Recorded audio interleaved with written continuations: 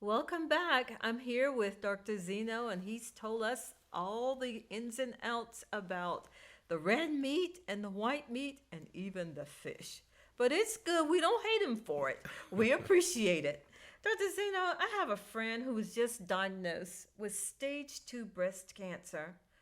Exactly what does that mean? Okay. We stage breast cancer based on the size of the tumor, uh, how extensive it has gone, and whether or not there is metastasis or if it has gone away from the primary site into some distant tissue. Right. Stage 2 breast cancer, basically, we can think is something that has gone out of just being a simple little tumor and it's now spread to other tissues around the tumor. I've read where, at least for black women, we have a lower percentage of contracting breast cancer, That is true. but we are more likely to die from breast cancer. What are some of the factors that might contribute to those Okay. statistics?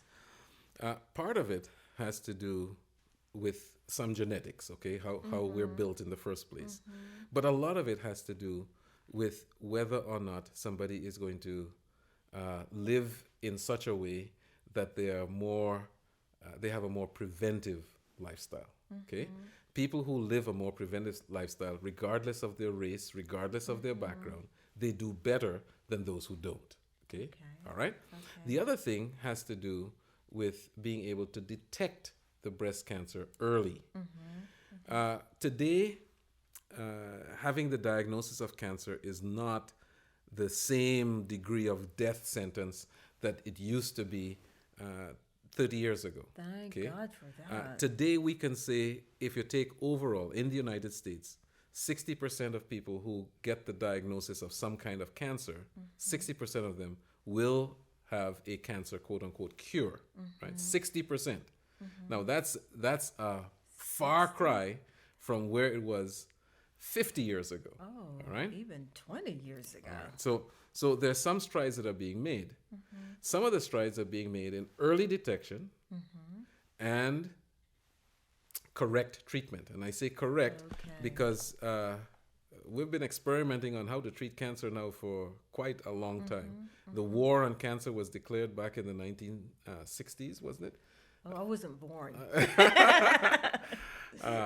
Well, and for a long time we weren't making too much progress know, on this in that's this true. war, and now we're making some progress. But the greatest strides actually have to do with the way people live. If we understand how people live and what they do to create an environment in which the body essentially creates cancer. Now, did you know that every day we make about 10,000 cancer cells, all of us? No, I didn't know Yeah, that. we make about 10,000 cancer cells. And you might ask, how come everybody doesn't have cancer? Exactly. Well, part of the reason is because, and I'm only going to talk about a little part of the reason. Part of the reason is because some of these cells that are potentially cancerous, they don't have all of the apparatus in them to be able to do all of the stuff that cancer does. Okay, so even though they're cancerous in nature, they will die naturally, right? But then a significant part to play in that is how the immune system works with these cancers. If the immune system is strong and active the way it should be, it will detect these abnormal rogue cells, right? And get rid of them before they have a chance to do anything else. We will pause with that. He just said that we make 10,000 cancer cells a day, but our immune system will determine what happens to that. You have to stay tuned because in the next section, Dr. Zeno will talk about strategies and ways in which we can get rid of these cancer cells, I think, to greatly reduce our risk. Is that right? That is correct. That is too exciting. You can't miss that. Thank you so much for tuning to A Natural Way. Again, I am your host, Dr. Sheila, and we will see you next time.